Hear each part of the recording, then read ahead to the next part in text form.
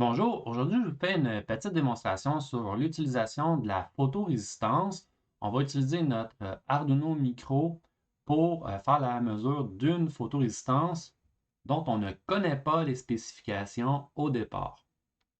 Alors, avant de commencer, un petit retour sur ce qu'est la photorésistance. Donc, la photorésistance, ici on le voit, c'est un élément de céramique sur lequel on va retrouver deux broches. Sur le dessus de la photorésistance, on va retrouver un matériel photoconducteur qui va faire en sorte qu'on va observer une résistance entre nos deux pôles qui va varier en fonction de l'excitation qu'il subit, donc du nombre de photons qu'il traverse. Donc, la luminosité va faire varier la résistance qu'on observe.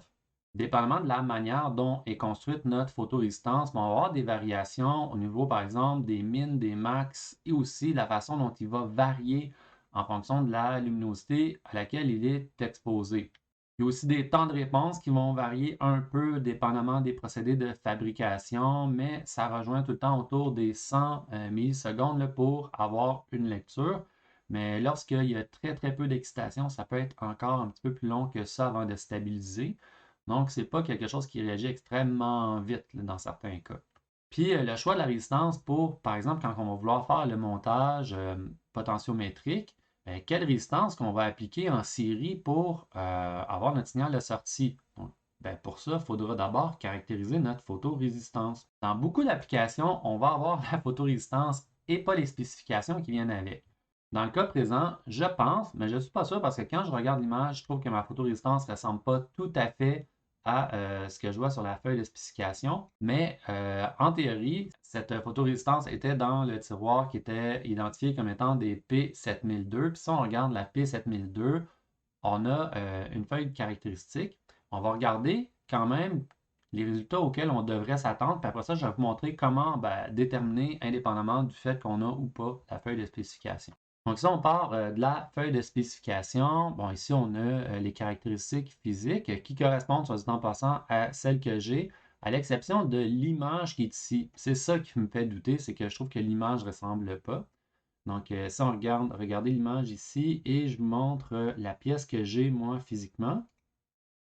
Bon, et ça, le tracé se ressemble, mais c'est la finition du contour qui n'est pas tout à fait pareil. Mais bon, ça donne peut-être comme ça. Celle-là, c'est peut-être un peu comme les menus au restaurant où les images ne correspondent pas à ce qu'on reçoit dans notre assiette. Donc, ici, la description, on me dit que cette photocellule-là, cette photorésistance-là va être sensible aux rayons entre les 400 et 700 nanomètres. On parle aussi des tensions maximum auxquelles je peux l'exposer, donc 350 volts.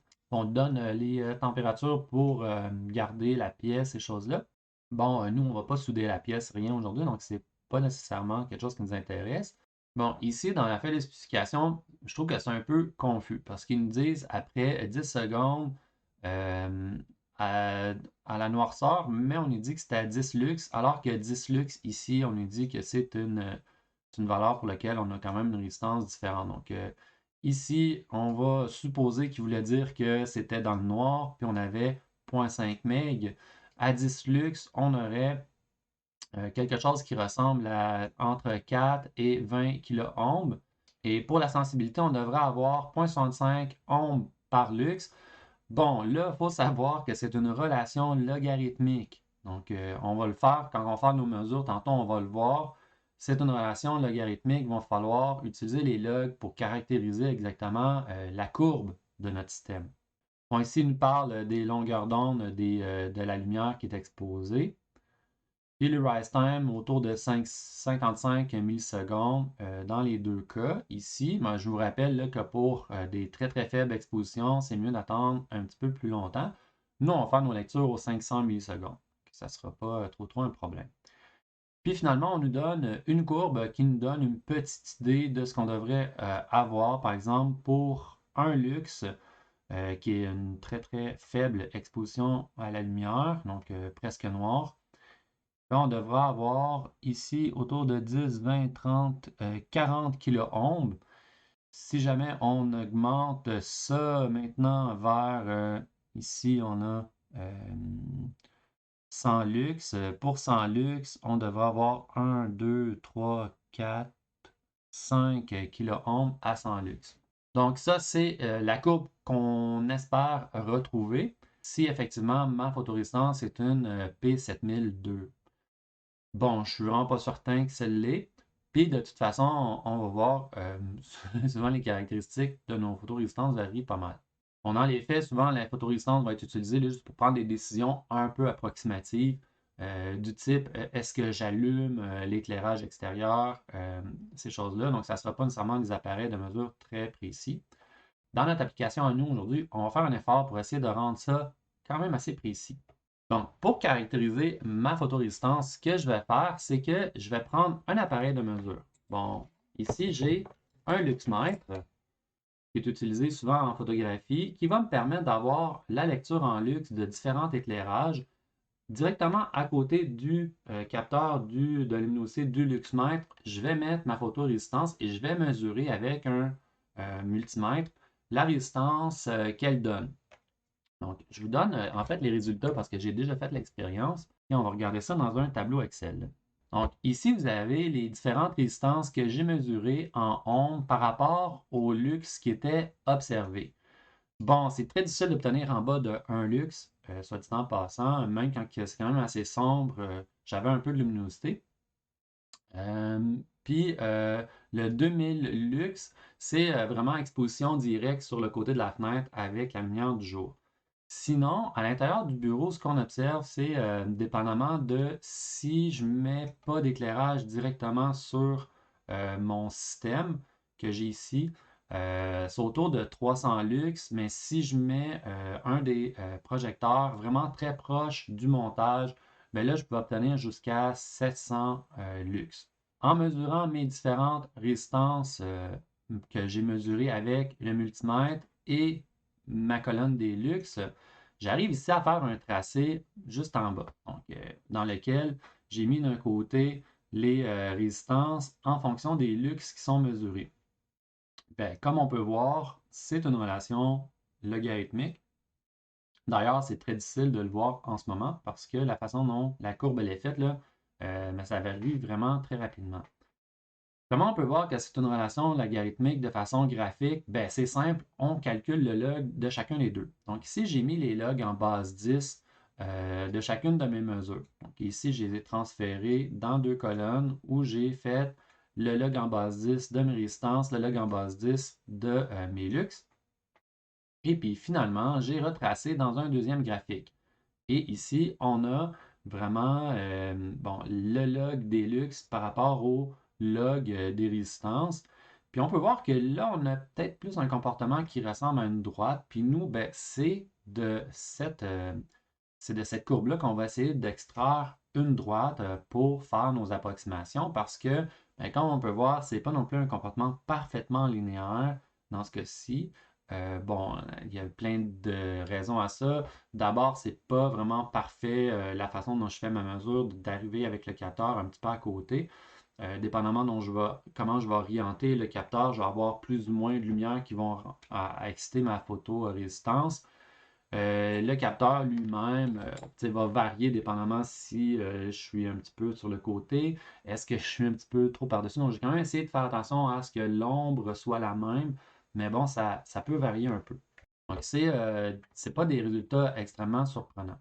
Donc, ici, je vous ai ramené le graphique que j'obtiens à partir des évaluations logarithmiques.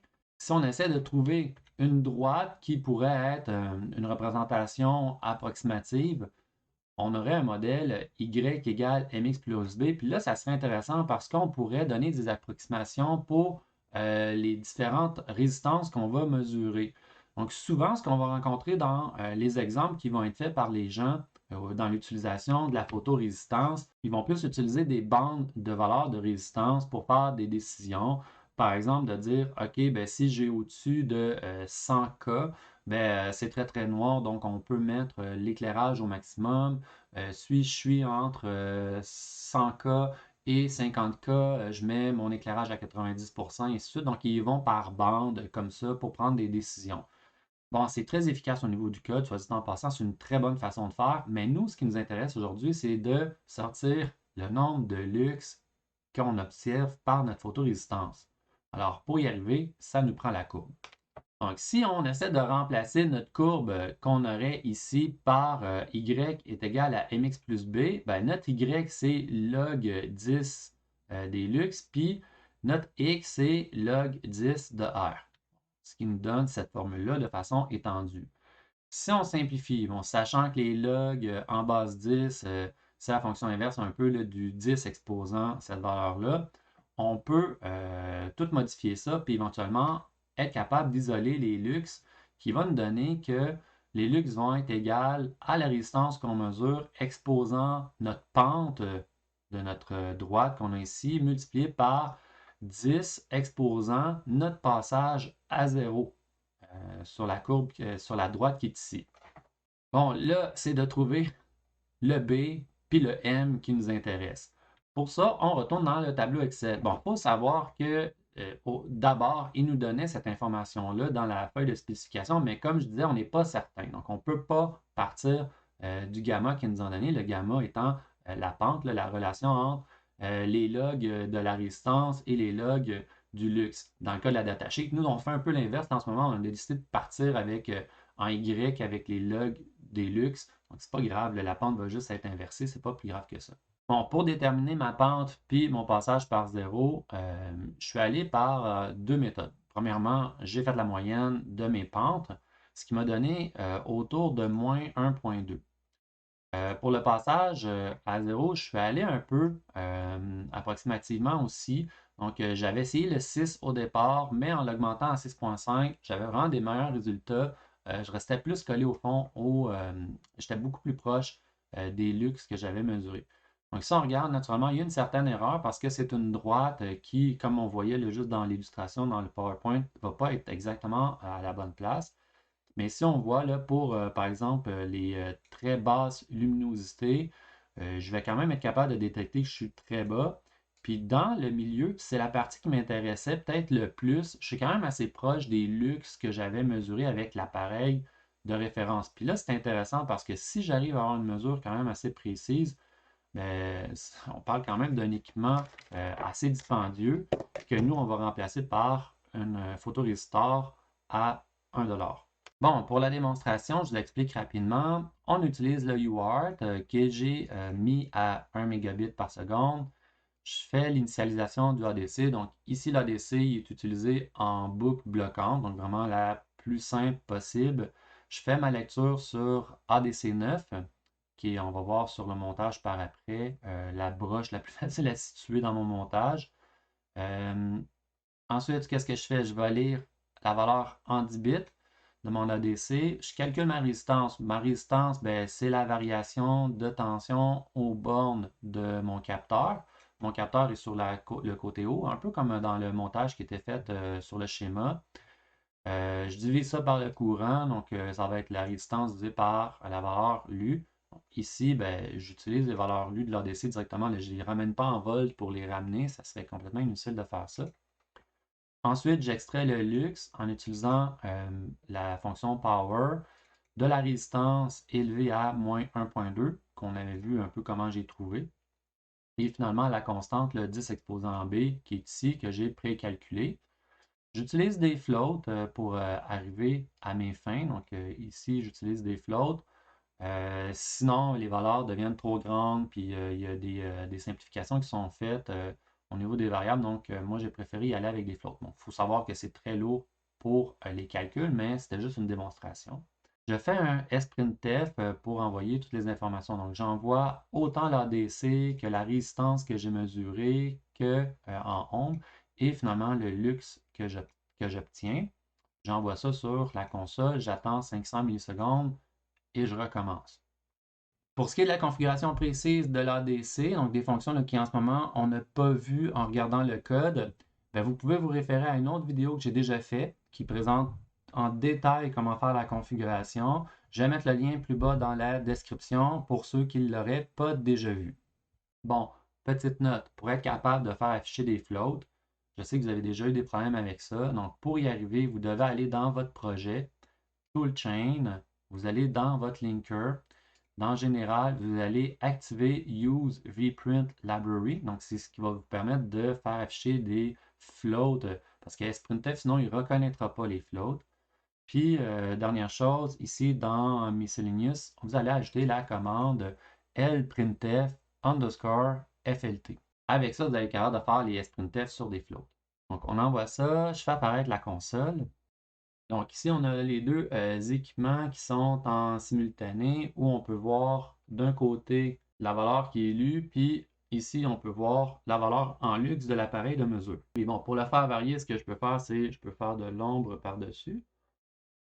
Ici, on peut voir les luxes. Ça correspond un peu à ce qu'on avait. Là, on voyait qu'on n'était pas capable de réduire tant que ça, nous. Mais on est capable de détecter qu'on a descendu quand même assez bas. On remonte. Pour le rendre plus direct, je vais utiliser, par exemple, mon cellulaire sur lequel j'ai envoyé de la lumière directe. Donc, on va augmenter la lumière qui est envoyée.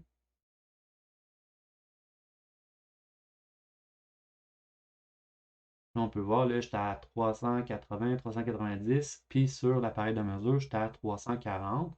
Donc, les sources sont quand même assez semblables. Si je l'approche un peu plus, pour le faire un petit peu plus saturé, même chose, j'approche dans les 700 dans les deux cas. Ici, je vais réussir à pogner dans les 1000, donc 1500. Donc, on voit, là, on est quand même capable de faire varier la mesure quand même assez semblable. À la maison, vous n'avez pas le Luxmite, c'est certain, mais vous avez des téléphones intelligents. Et les téléphones intelligents sont pleins de capteurs. Il y a des applications qui permettent d'avoir l'équivalent d'un Luxmite sur votre système. Par exemple, vous pourriez emprunter un Luxmètre pour calibrer si vous voulez avoir une bonne précision, parce qu'à la base, naturellement, cette application-là aurait besoin d'être calibrée. Elle est faite comme pour toutes les Android, mais elle a besoin d'être calibrée pour avoir vraiment une bonne mesure. Moi, je l'ai calibré avec le Luxmètre. Ça prend quelques secondes. On regarde 2-3 mesures, on ajuste et c'est terminé. Puis maintenant, si on regarde, si je le place à proximité de mon capteur, les mesures sont encore dans le même ordre de grandeur que tantôt. Puis là, ben, si là, ça va être difficile de cacher avec ma main dans ce cas-ci, je pourrais fermer des lumières. Si je réduis un peu l'éclairage ambiant, là, on voit que ça a diminué de ce côté-ci. Je vais diminuer cet éclairage-là. Là, je suis tombé dans les 20-30. On voit la tendance se maintient au niveau de la console, ça se ressemble aussi. C'est vraiment intéressant là, par rapport à la qualité de mesure. Là, je ne peux pas exposer avec mon téléphone, mais je peux peut-être emmener cette lampe-là pour exposer un petit peu plus les deux ensemble. Là, on peut voir, là, j'essaie de ne pas faire éblouir l'écran, mais je suis capable de monter à 600. Donc, les mesures restent quand même assez précises. Donc, vous êtes capable là, de faire votre calibration. Une fois que votre téléphone est calibré, vous pouvez dire que votre téléphone est la référence. Puis après ça, si vous voulez calculer l'erreur moyenne, absolue, ces choses-là, faire des corrections, vous pourrez toujours le faire. Ça permet d'avoir maintenant un, un Luxmètre avec notre Arduino Micro pour pas grand-chose. Pour les mesures de photorésistance en fonction de la luminosité, ce que j'ai fait, j'ai utilisé simultanément mon multimètre et le Luxmètre. Donc, si vous n'avez pas un Luxmètre, vous pourriez utiliser l'application sur votre téléphone. Bon, même si elle n'est pas calibrée, l'application sur le téléphone, elle est quand même une bonne référence, étant donné qu'on part de rien. Idéalement, c'est de la calibrer avec un Luxmètre. Ensuite de ça, vous pourriez l'utiliser vraiment comme une référence fiable. Une fois que ça c'est fait, ben, on s'installe. J'ai mis donc la photorésistance après mes sondes de mon multimètre. Mon multimètre est positionné dans la partie résistance. Je ne sais pas si on est capable de... Ouais. On va juste tasser ça un peu ici pour mieux voir. Excellent. Et puis là, ben, je prends les relevés. Donc, je change le contexte. Donc, en ce moment, j'ai 160 2.7K. Ben, je ne l'avais pas ça, mais on peut voir là, c'est entre les deux ici. Je pourrais l'ajouter dans mon tableau éventuellement. Puis, je change le contexte lumineux. Donc, je peux et fermer des projections pour faire diminuer la lumière. Pour l'augmenter, ben, on a vu, là, je peux débrancher, prendre un projecteur, le rapprocher. Là, ici, j'ai une autre mesure. Il faut faire attention rendu là, vraiment, avec l'ombre, parce que vous voyez mon ombre qui se déplace sur le montage. Donc, faites très attention d'exposer les deux sources aux mêmes quantités de lumière, parce que rapidement, sinon, vous allez avoir des données qui ne seront pas fiables. Donc là, ici, j'essaie de me retirer, puis on se retrouve là à 60. Puis on voit, ça fait du sens, là. À 60, situe environ ici dans mon fichier Excel. Puis ça correspond à, entre les deux ici, au niveau de la résistance qu'on mesure, 5K en ce moment. Pour la mesure de noirceur, ce que j'ai fait, j'ai mis une boîte par-dessus mes deux capteurs. Pour avoir une lecture très haute, ben là, on peut utiliser une source forte de lumière, comme projecteur. Moi, en ce moment, j'utilisais une lampe que je déplaçais. S'assurer vraiment d'avoir à peu près la même quantité de lumière qui atteint les deux capteurs pour avoir une lecture simultanée. Sinon, la lumière du jour, c'est une de lumière qui est très forte. Donc, juste en s'approchant, en approchant les deux équipements sur le bord de la fenêtre, vous pourriez avoir des lectures là, au-dessus de 1000 facilement. Donc là, ça vous permet d'avoir vraiment une bonne étendue parce que si vous faites juste des mesures dans le centre, mais naturellement, vous n'aurez pas une vraie idée de l'ensemble de votre courbe.